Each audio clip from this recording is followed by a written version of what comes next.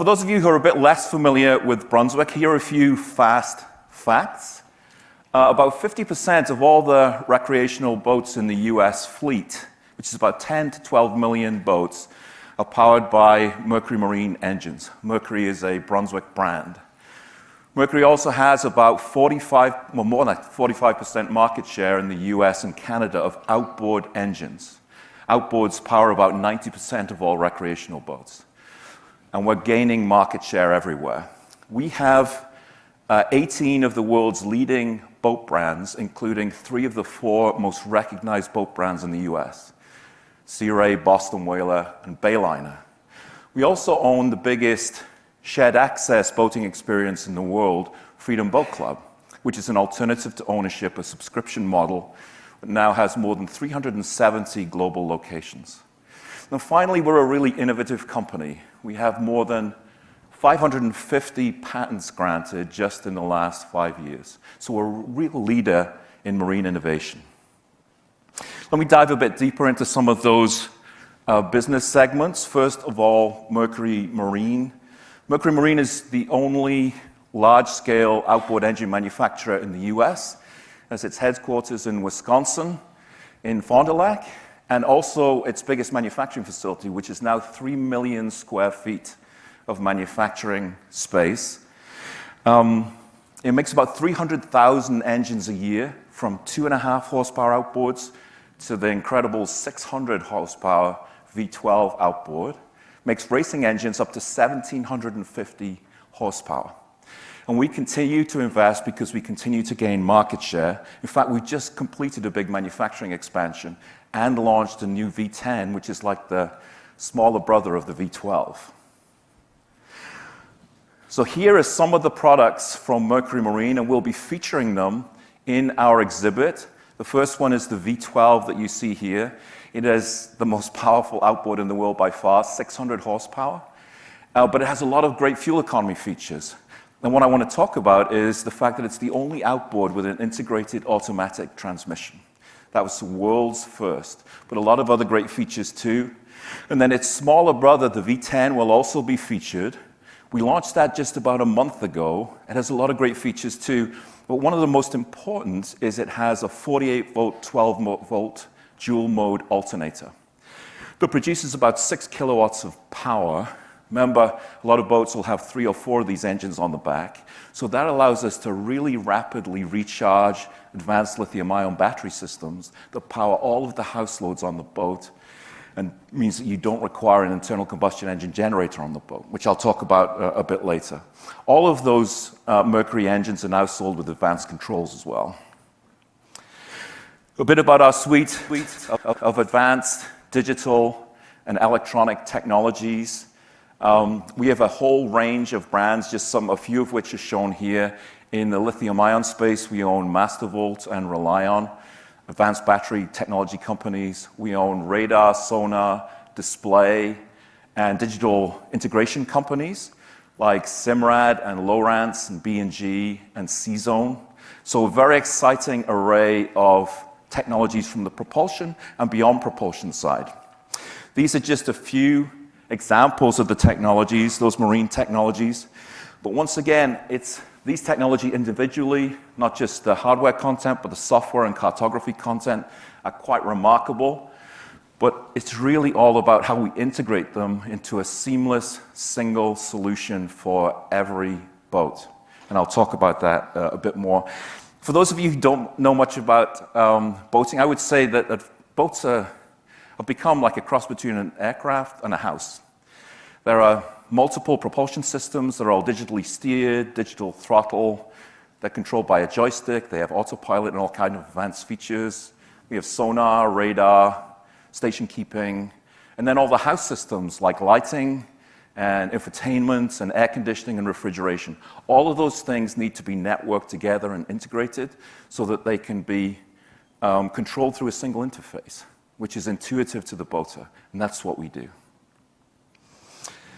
Here's just, we have 18 boat brands I mentioned earlier. This is just a selection. We cover all of the segments of boating, from saltwater fishing to cruising, aluminum fishing, pontoons, tow and wake sports. This helm here is from a Sea Ray 370 Sundancer, which is a 37-foot cruising boat. It just gives you an idea of the sophistication of the control in a modern boat. In that display up on the left, you'll see that shows a plan view of the boat is where we control all the house systems from a single location. And then you can see a split radar and sonar chart on the right side. So a really integrated solution. Our boat brands are, we dedicate a lot of resources to our boat brands. We keep them extremely fresh, both from a design perspective and from a technology perspective. We launched about 60 new boats just in 2022, and we continue to integrate a lot of technologies into them. The last boat that you'll see here, which is rendered digitally, is that 370 Sundancer again, this one, that I'll talk about a bit more in a second. This gives you an idea about, this is a 370 Sundancer again, how we integrate our own systems into this boat.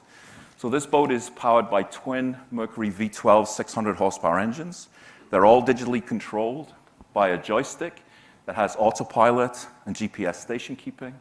All of the advanced systems on the boat, all the electronic and digital systems, are controlled by the CZone digital network. It's displayed on a SIMRAD display and mirrored onto a mobile application.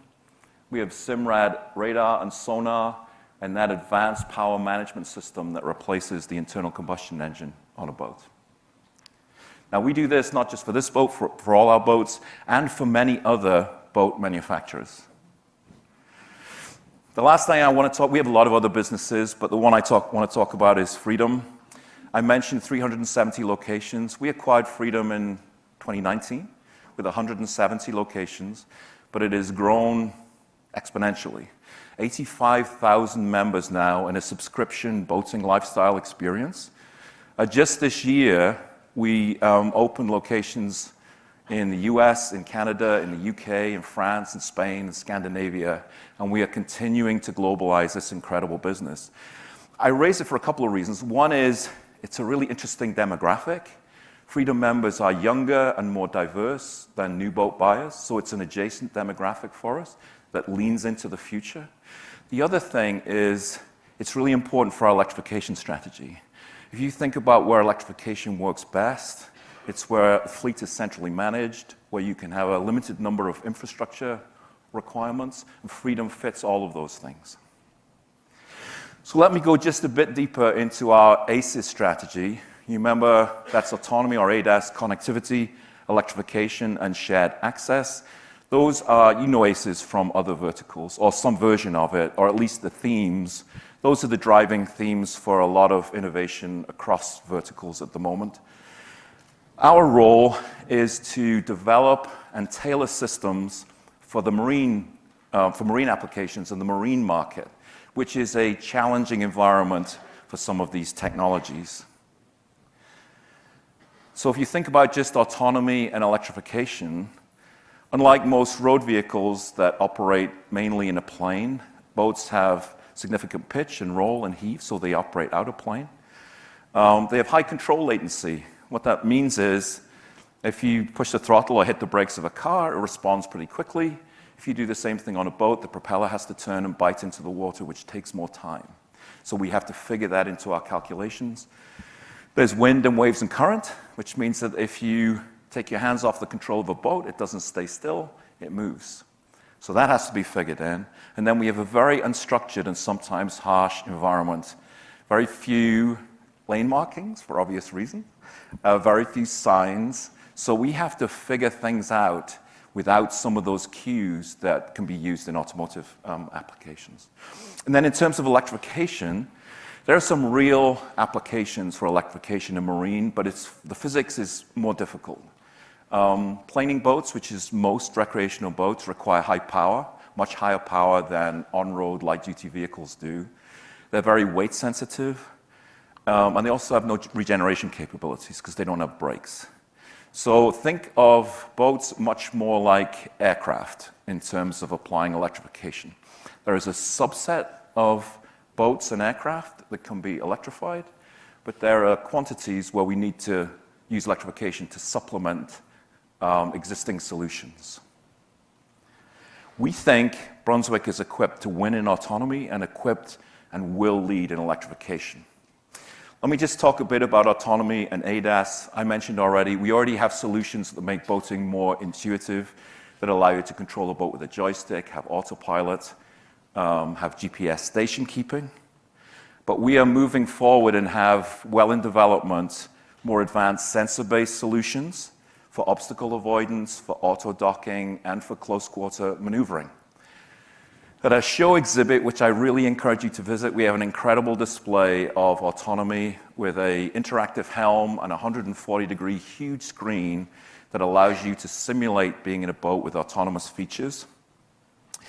These are some short clips from that simulation that show boats docking, avoiding obstacles, and eventually you'll see it tilt. And in fact, the screen is so huge you almost feel like you're in the boat.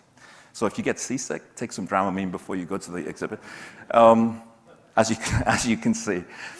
But I don't want you to think this is all about simulation. We have real boats really in development that really do auto-docking and obstacle avoidance and object detection. You see one of our development boats here. Nobody's at the helm.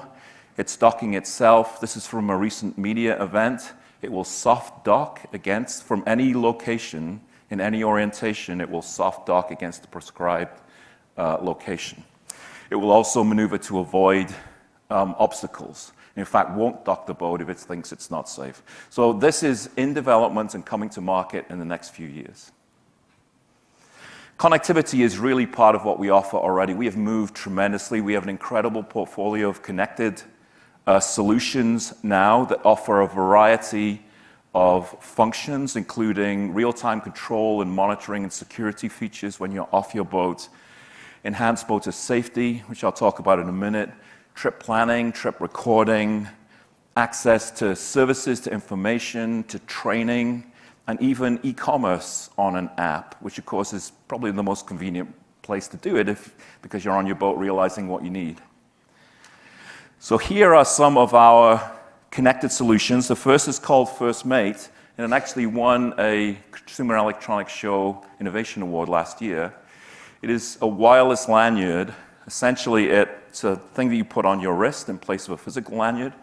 If a member of the crew goes overboard, it automatically alerts the captain and the emergency services. If the captain goes overboard, it also stops the boat. So it's a tremendous security feature. Also shown here is our Vessel View mobile application, which is a Mercury app that connects you to propulsion-related information and services, and that can actually also be used as a supplementary screen.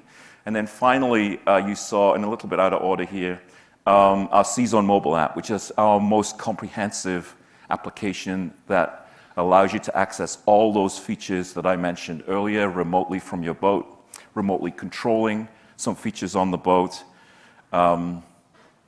trip planning, security, e-commerce, and all those features I mentioned earlier. So it is an unmatched and very comprehensive application. I'll talk about electrification again. Despite the challenges that I mentioned about marine application, there are a couple of use cases that are very valuable and very valid. The first one I'll talk about here is that replacement of internal combustion engine generators with advanced high-capacity lithium-ion battery systems with power management.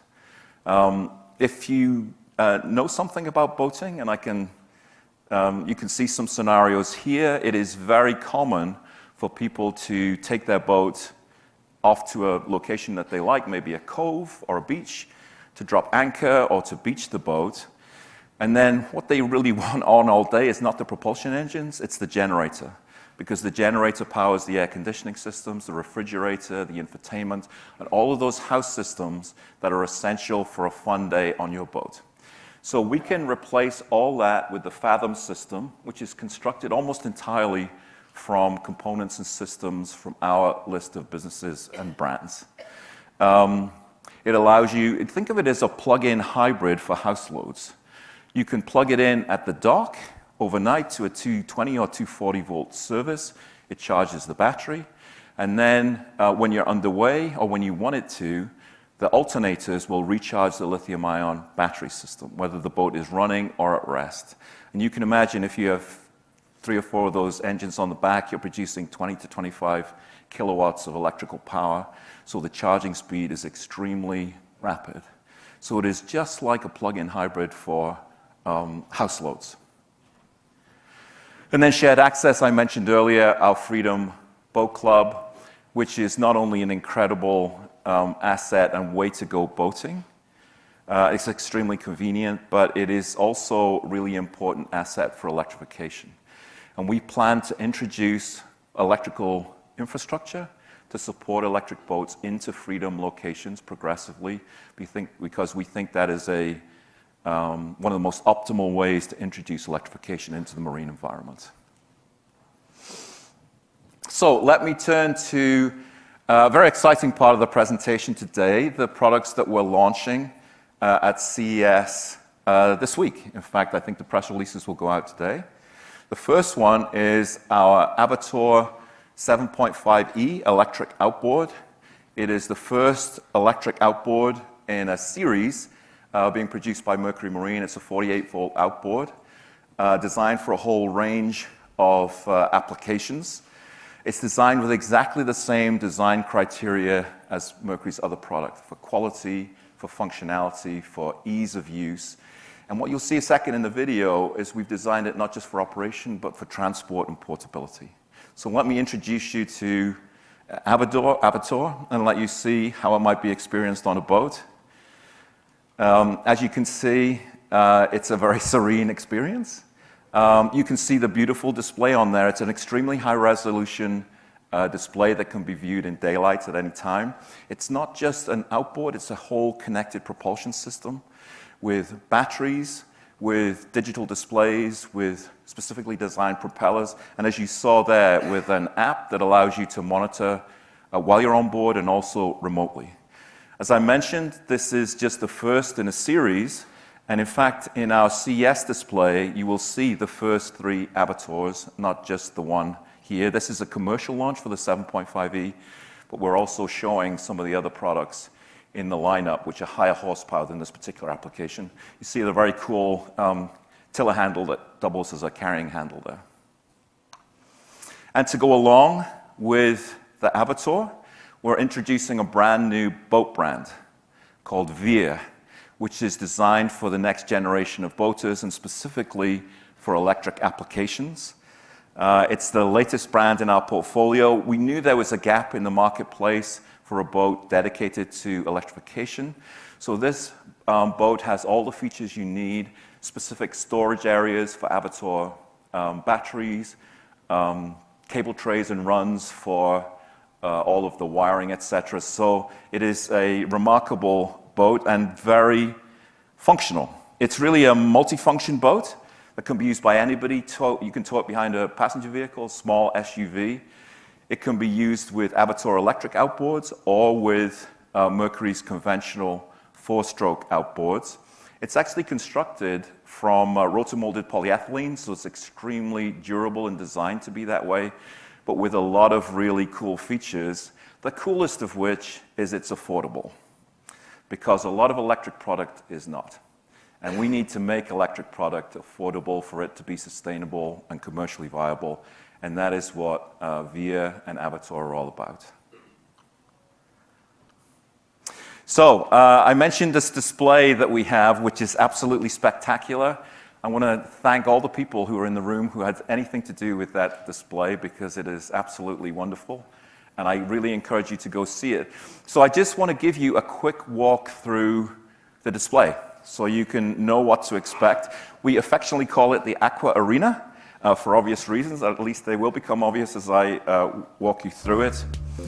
So here you see on the left the Veer with an Avator. This is that interactive helm with the 140-degree screen where you can do interactive docking and operation of a boat.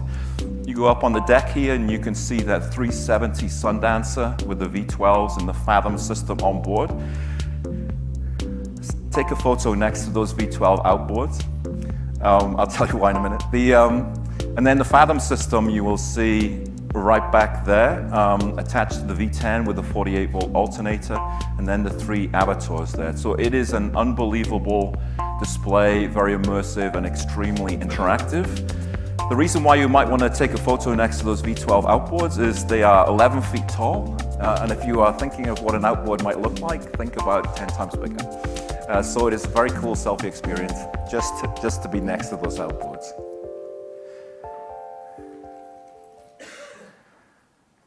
And there we go. We are exhibit 6225 in the LVCC West Hall. So please come and visit us.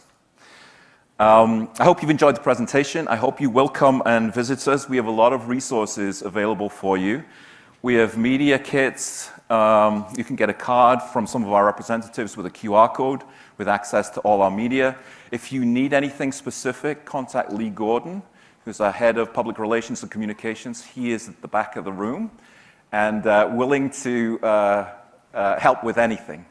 So thank you very much for your attention. I've really enjoyed being with you today. I'd like to open the floor for a few questions, but I will hang around afterwards and be available for questions. So thank you very much.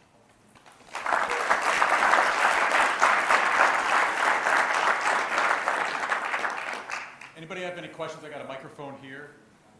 You want to ask for now, or as Dave said, he will be there. Let me grab it. Hi. Hello. Hi, Coach Suginuma with Eizo Shimbun. Thank you for presentation. So I want to have a boat now. We are exactly the right people to be speaking to. Oh, but, okay. Anyway, yeah, you mentioned about some technology direction, ACs, and I think automotive industry call it case. So what makes difference between case and ACs? No difference, really. It's just a different letter order. So they both stand for, they both have in there the A for autonomy, the C for connectivity, the E for electrification, and the S for shared or shared access. I think ACES is just a cooler way of... Case is kind of like, but ACES really says something about the technology, right?